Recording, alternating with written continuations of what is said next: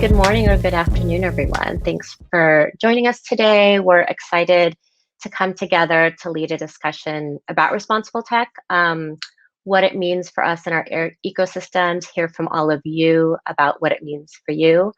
We're coming to you today with a bit of humility, sharing our reflections and our examples from our own work.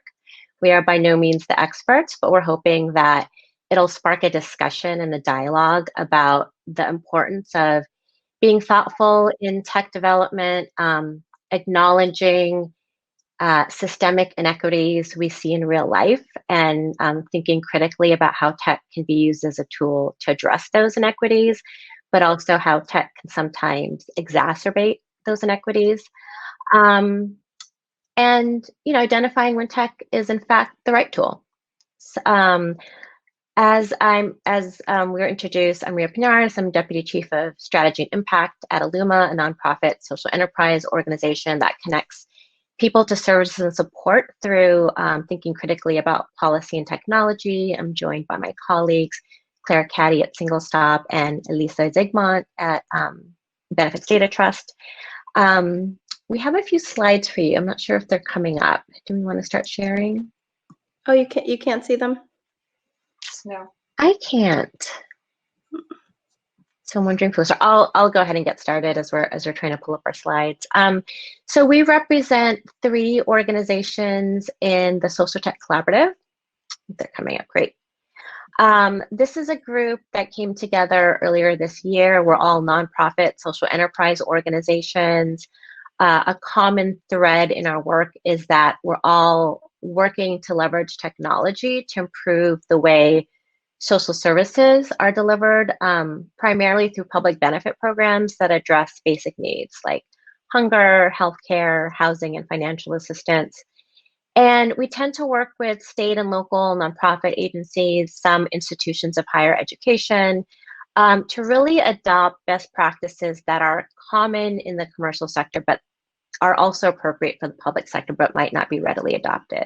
So if you can go to the logo slide. The other organizations in the collaborative are Sevilla, Code for America, M-Relief, and One Degree.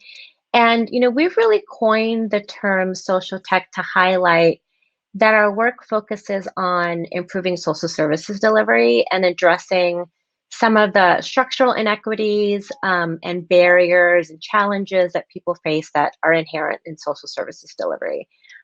We are related to, I think, the more familiar fields of GovTech and Civic Tech, but with a slightly distinct and different focus. And we came together, interestingly enough, at the beginning of Shelter in Place. I think it was like the first week of Shelter in Place for many of us.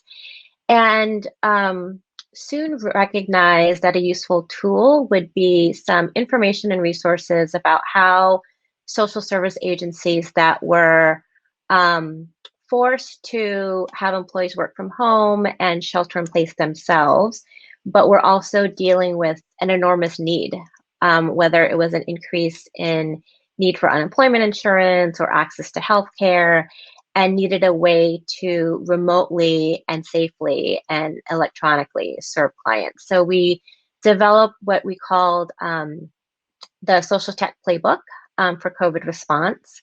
Our website is up there. You can visit us, learn more about us in the collaborative, access the playbook, and learn more about our mission, vision, and values. We did an exercise where we really laid out what those meant for us. And, many of the values that we identified, in particular apply to our collaborative, but we think they're general enough to apply to leveraging tech responsibly in general.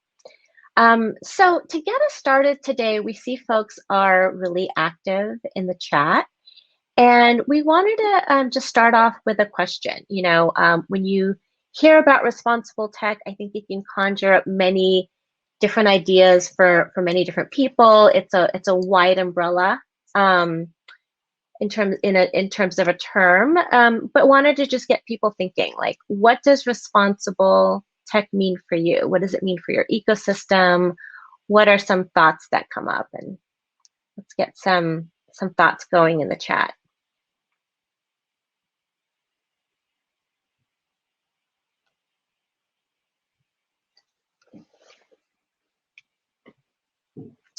So I think it's safe to say that, you know, all of our lives have been transformed by technology in some way, probably even more so in this pandemic. You know, like I order groceries from my phone, so I don't have to always mask up and go to the grocery store. I'm on way too many Zoom calls. But, you know, technology isn't available to everyone. So I see inclusive, inclusive and open source. Open source is actually one of our values. I see thoughtful, intentional tech that is designed to reduce harm and not exacerbate either inequities that we see. Social responsibility, seeing a +1 for thoughtful and intentional. Great, these are all great. Inclusive tech that creates a nurturing ethos. I like that. User-friendly, secure, and quality. Yep, these are all important things. Equitable. Yeah, and so, you know, technology is a wonderful tool when it's accessible and usable, but it also isn't available to everyone. And in certain sectors, frankly, are just behind in their adoption of tech and its applications to services to support how it is used to improve the lives of clients. So responsible tech in the human services sector also means that technology and advances in technology be applied broadly.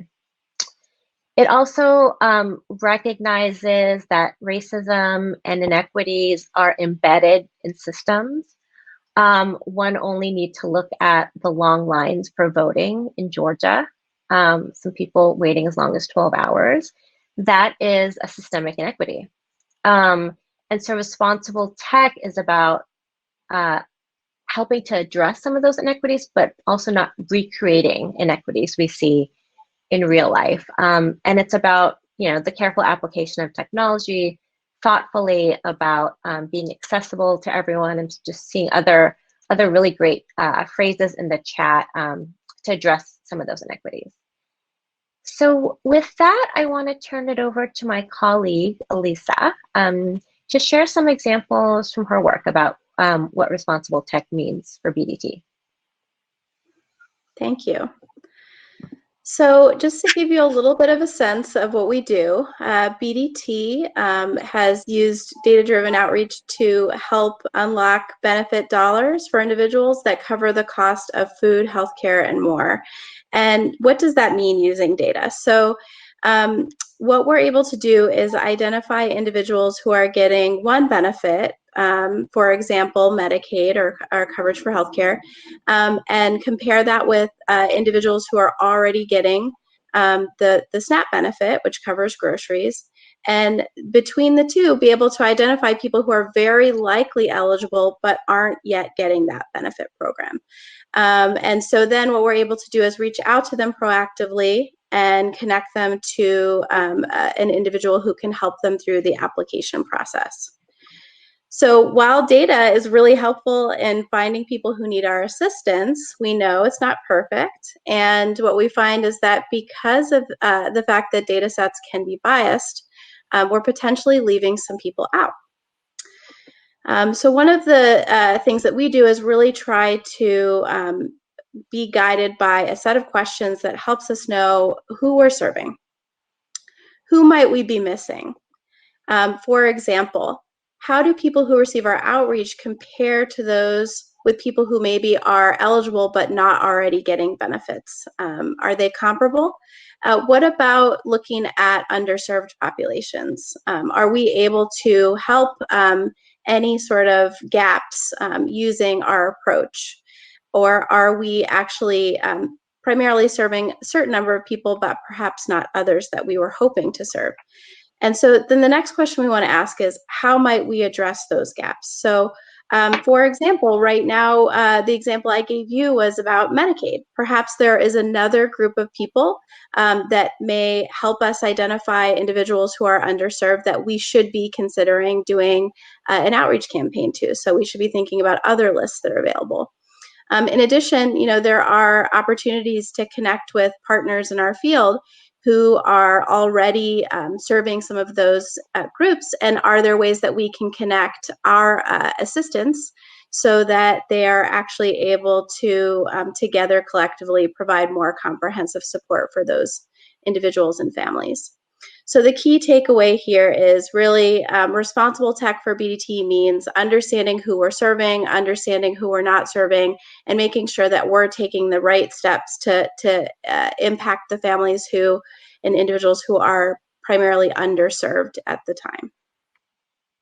So now I'm going to pass it off to Claire, who's going to give another example of responsible tech for single stop. Awesome. Thank you so much. I'm just sort of excited at the engagement on the platform and folks sharing some really, I think, important aspects of what makes tech responsible. So at Single Stop, we're very similar to our colleagues at BDT. We are focused on connecting people to benefits and resources that can meet their needs and help them to rise out of poverty. And one of the things that we do is we partner with community-based organizations, community colleges, and government organizations to bring our technology into their spaces. And they use it as a tool to assess people's need and to help to connect them to those resources.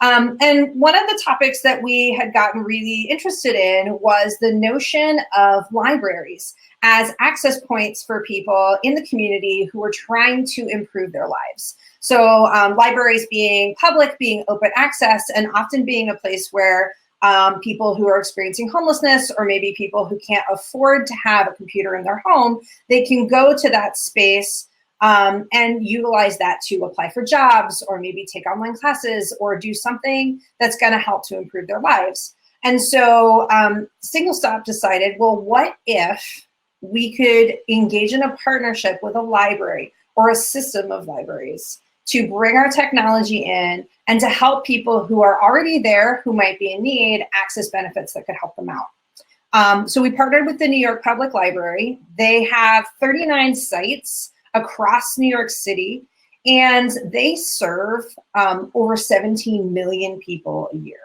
So we were thinking, this is a fantastic partnership. We can reach an awful lot of people. We know not everybody who uses the library is going to be in need, but we also know so many people do go to those spaces to get the types of supports that they can access in a library. Would you move to the, yeah, awesome, thank you. So we worked with them and secured some funding to bring our technology to 5 locations in the highest need areas in New York City. And we trained the library staff on how to answer questions and just sort of guide people to our screening technology, which then is paired with our referral system so that we could, allow people to search for benefits that they need. So for example, things like food, free tax preparation, utilities assistance, help enrolling in a college, credit repair, transportation assistance, immigration assistance. So there's just an awful lot that people can connect with.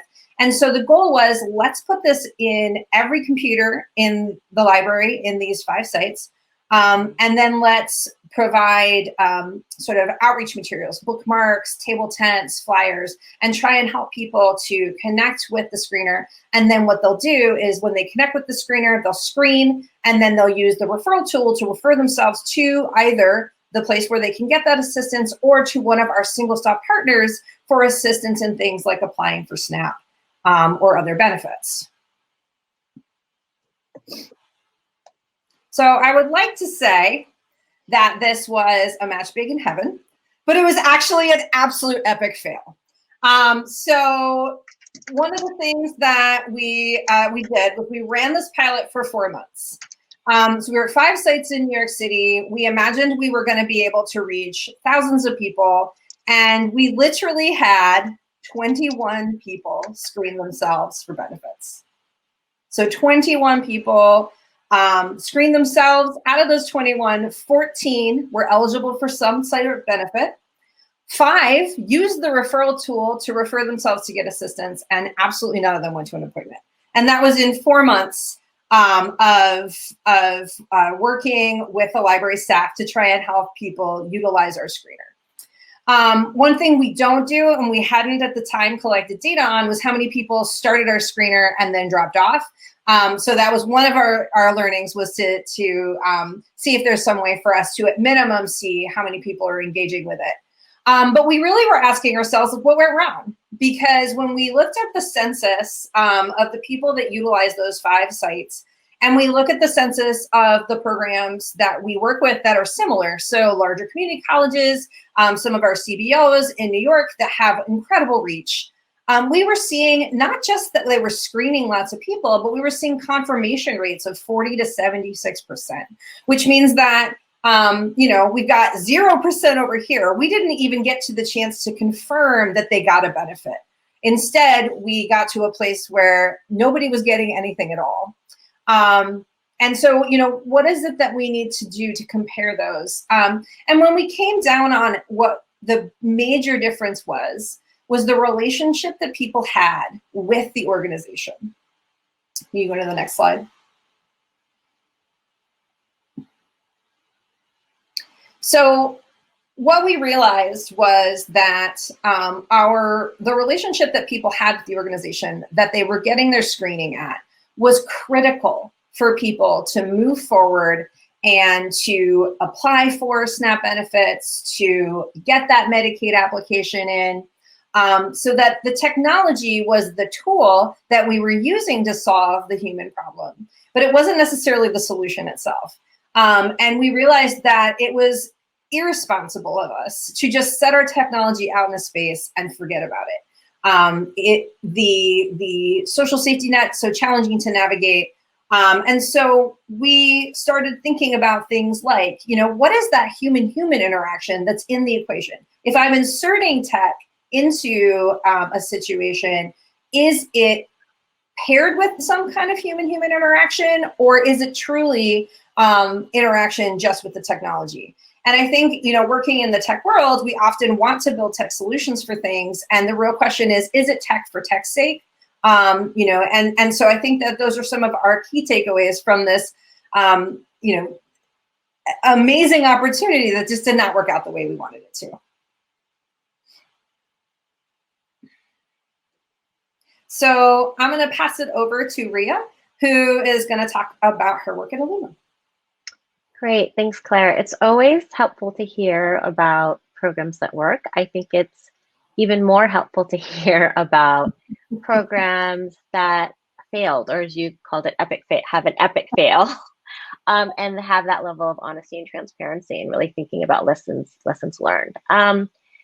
So as you mentioned, the world of public benefits can be quite cumbersome and a bit of a maze. So this graphic really depicts the journey from someone identifying that they have a need. In this case, they can't afford groceries. We're seeing many people during this pandemic have this need, to getting those services, using them in a way that fits their lives, and keeping those benefits. So public benefits, the system is not currently designed around the lives of people that need the services, ironically.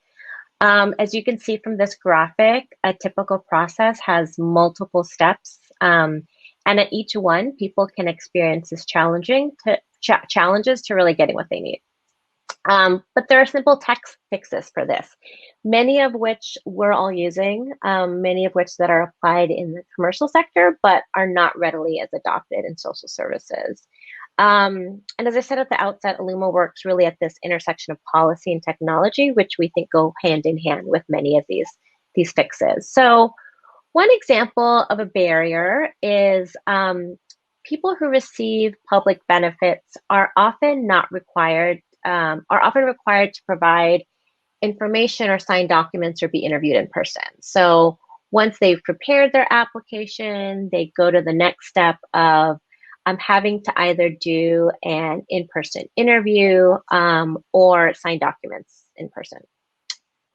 We all know that, for folks that are living paycheck to paycheck, it's extremely difficult to take unpaid time off from work or pay for and find childcare or transportation to conduct activities that really could be accomplished virtually or waived if needed. And that using face-to-face transactions is not only archaic in today's digital age, but it's even more dangerous as people are trying to shelter in place and may have compromised health. An easy fix is that folks can conduct interviews by phone or sign documents electronically, upload documents, scan pictures. I'm sure many of us have done this at some point in our lives. And we're happy to say that the pandemic has caused some agencies to rethink their requirements, and certain laws have been changed to change policies to improve these practices, allow for electronic signature, allow for document implementation, document upload. It's one of the silver linings of the pandemic, and we hope it's a practice that stays even post-pandemic. Another barrier that could possibly come up as people are going through the step of, once they've received their benefit, how they actually use their benefits and get access to those services. So in this case, take a mother who is part of the WIC program, Women, Infants, and Children. It's a program for pregnant women and women with newborns to provide nutrition and food assistance. They are not able to use their food vouchers for online food purchases and delivery currently. It's a service that many of us take for granted. I certainly take it for granted the pandemic. I know when I had my daughter, the thought of going to a grocery store was just, I couldn't even think about it physically or mentally. And that, especially during this pandemic, it's need that many families have, particularly with young children. But the USDA, the agency that administers the program, requires recipients to complete their food purchases in person in front of a cashier. We know that there's easy tech fixes for this, many of which are being applied in the commercial sector. But there also needs to be a policy shift and mindset and change in conjunction with this. Lastly, another barrier that pops up is often when people have their benefits, they need to reapply at certain points in time. Could be every 6 months, could be every year. Oftentimes, they're sent renewal notifications to a physical address. Those who are housing insecure oftentimes don't get that mail or see that mail. It's one example of people being thrown off programs for procedural reasons that not only impacts people's ability to get services and support, but also cost the agencies time and money. When it could have just been easier to reach people through electronic means. So an easy fix could be using existing sources of information the agencies have, standard information, name, social security information, to just automatically renew eligibility, or pre-fill out forms that can then be emailed or text messaged. These are, of course, common in the commercial sector that could be easy fixes adopted by the social services sector. So in summary, we feel that, next slide, responsible tech really considers the whole person, the lives people live, who's actually receiving those services, what they experience on a day-to-day basis, and some of the everyday challenges they're struggling with. So with that, I'm going to turn it back over to Claire. And I think we have a few minutes left for a bit of a wrap up. Yeah. So, I mean, I think that for us, we wanted to share some of our experiences. And it's been awesome to see kind of the back channel conversation, or the side channel conversation that's been going on about libraries and about benefits and about success and failure. And so we're just curious, what resonates out of some of these conversations or these ideas about what makes technology responsible? And so for those who maybe have visual impairments, or maybe like my partner are legally blind, how does this show up for you in your work? And how do we move towards a more responsible tech community are the two prompt questions that are on the screen right now.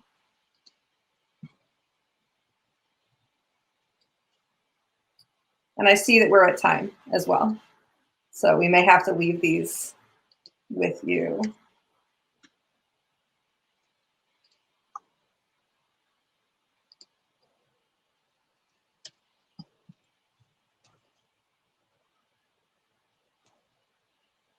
So just putting up our takeaways on the screen, we appreciate the chance to speak with you all today. Thank you so much for your conversation, for your attention, and for the opportunity to speak with you all.